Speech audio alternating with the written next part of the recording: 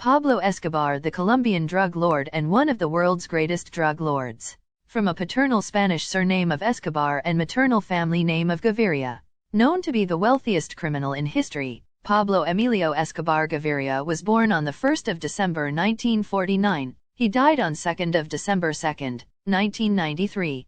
Pablo Emilio Escobar Gaviria was a Colombian drug lord with narco-terrorist tactics, was the chairman, CEO, founder and the only leader of the Medellin cartel, organization also known as the King of Cocaine.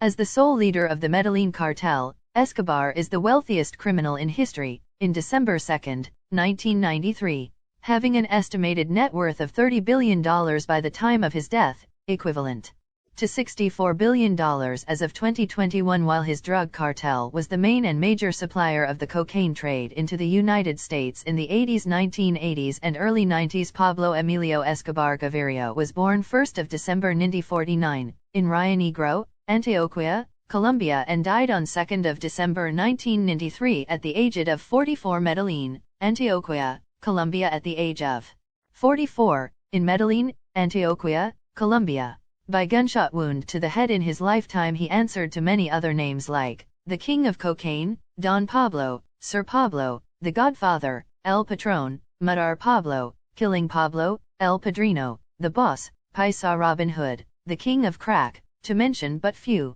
He was member of liberal political party. Don Pablo Escobar was married to Maria Victoria Henao in 1976 and had 2 children, named Sebastián Marroquín and Manuela Escobar. Pablo Escobar controlled the Medellin cartel, who was convicted of bombing, assassinations, illegal drug trade, bribery, racketeering, murder.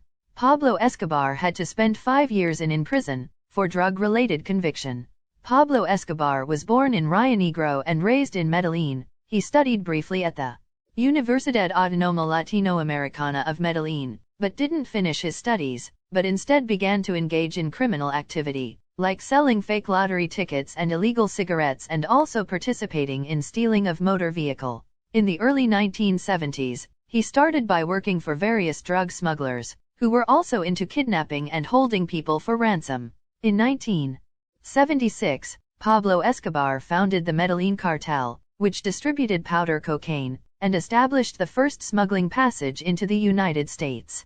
Pablo's gaining access into the United States created more and more rapid demand for cocaine, and by the 1980s Pablo was said to have led monthly shipments of 70 to 80 tons of cocaine into the United States from Colombia.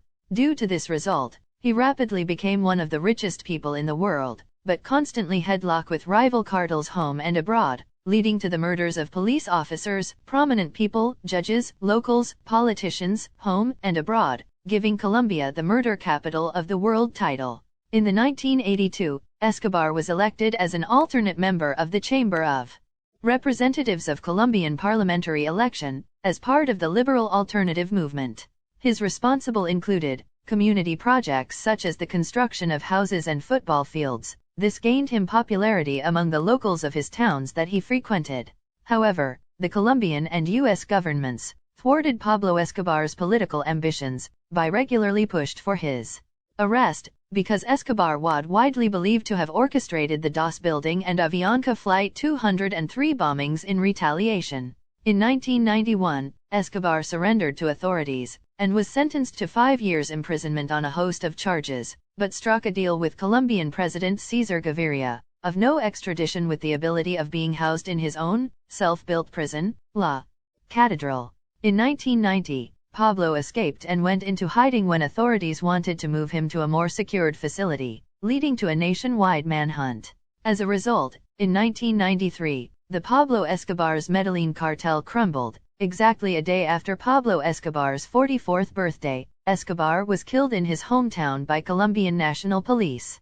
Pablo's legacy remains controversial. While many denounce the heinous nature of his crimes, for many in Colombia, Pablo Escobar was seen as a Robin Hood-like figure, as he gave many charities to the poor. People mourned his killing and over 25,000 people attended his funeral. Also, his private estate, Hacienda Nápoles, was transformed into a theme park. His life was also seen as inspiration for some and has been used widely in film, television, cinema, in music, and posters.